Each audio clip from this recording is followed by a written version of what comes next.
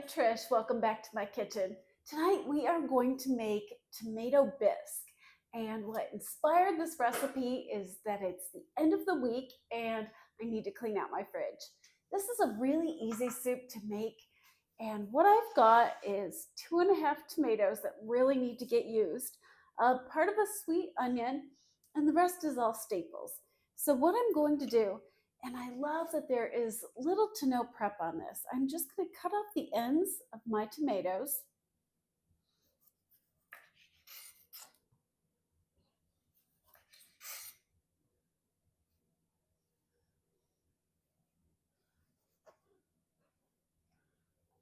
It's probably a little older than I'd want them to be, but that's all right. We're going to roast them, so that won't matter. We'll lay them on this pan here.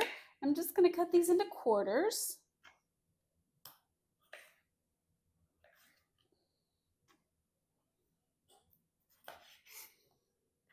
Tomato soup tastes so good when it's cold outside, and you can pair it with like everything.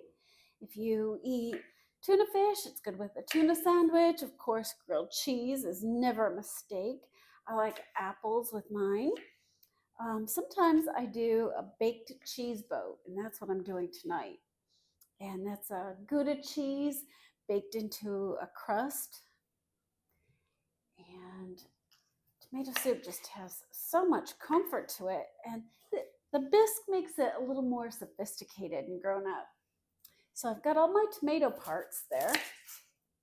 And we'll do the last little bit of this onion because I don't like to waste my food. I like to use as much as I can without having to throw things out.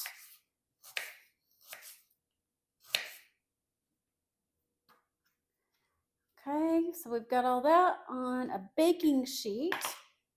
This is so easy. You're just going to take your olive oil and pour it over the top. Be pretty generous with it, I'd say. Hit those onions. And then I like to use Himalayan pink sea salt.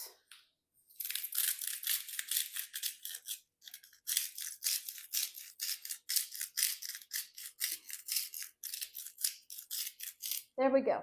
That's all we need to get the job done.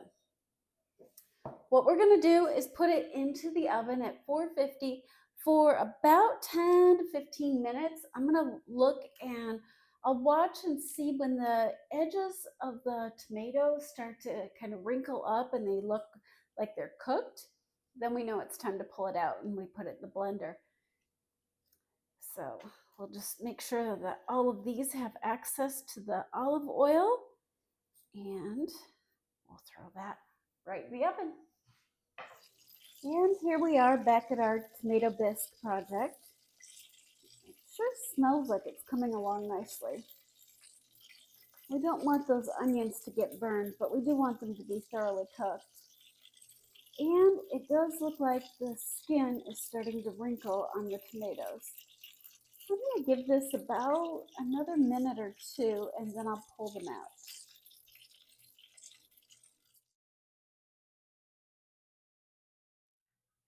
This yellow fish right here, her name is Liz Lemon. Isn't she fun?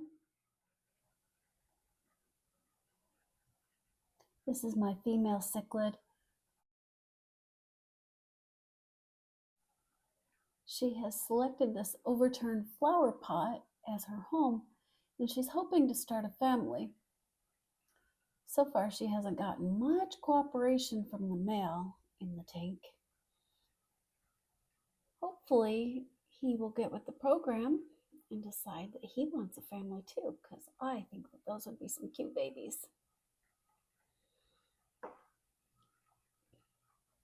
This is the male. His name's Lenny. I love his orange freckles. He's kind of a shy guy.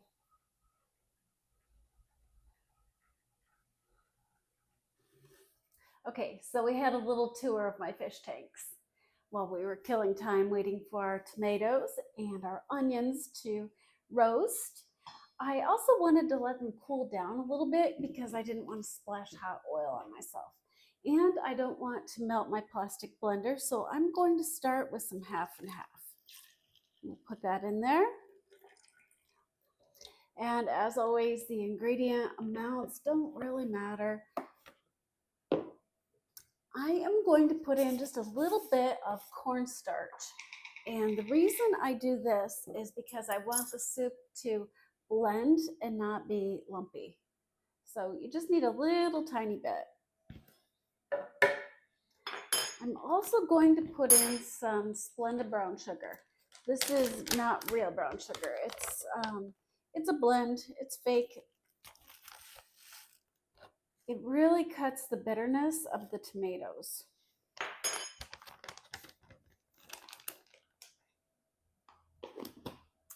Then I'm going to use some thyme because it's important to always add some herbs to everything we do.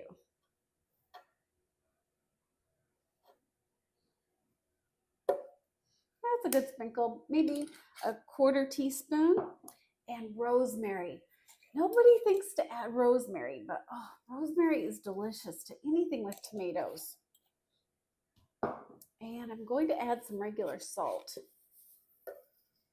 I don't know, however much you think you need.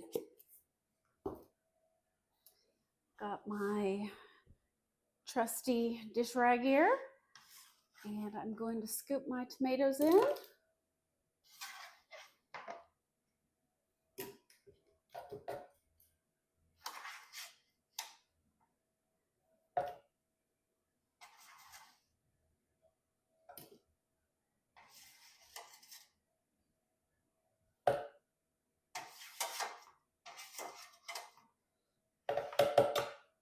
Okay, next we're going to put the lid on it and we are going to blend the ever-loving heck out of this so it is completely pureed and smooth. I don't like any lumps in my soup. We'll be right back. Okay, we're back as promised. This blended for about a total of 2 minutes, and the only identifiable things I can see in here are my herbs. So I'm going to put this into my stainless pot. And this needs about 10 minutes over low heat, and I cover everything. So we'll do that. As our bisque starts out, it's kind of light in color, but it will take on a nice dark orange color. And that's how you know that it's getting ready to be finished. It also starts to feel a little thicker as you're stirring it, and that's due to the cornstarch. The cornstarch helps it to bind. Sometimes the acid from the tomatoes and the dairy will form lumps, and so the cornstarch gives it just a better aesthetic, if not a better taste. Here's my finished work of art. This is our homemade from scratch tomato bisque. I've added a little bit of smoked paprika and some parsley to the top. And tonight I'm serving it with a Gouda cheese bread bowl and a side of blueberries. This is delicious. It's the perfect warm-up for a cold winter night. I hope you make this and I hope you love it. Bon appetit.